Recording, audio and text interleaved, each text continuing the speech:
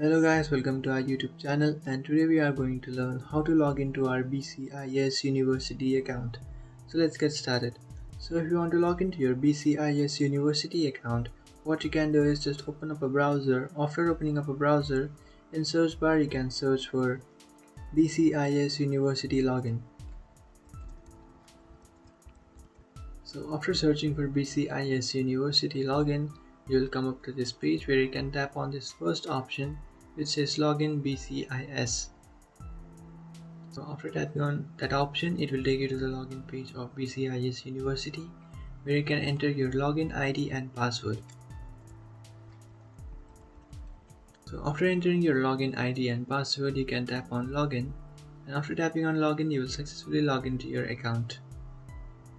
So that's it guys. If you find this video helpful, don't forget to like and subscribe to our channel. If you have any doubts, feel free to comment below. Thanks for watching.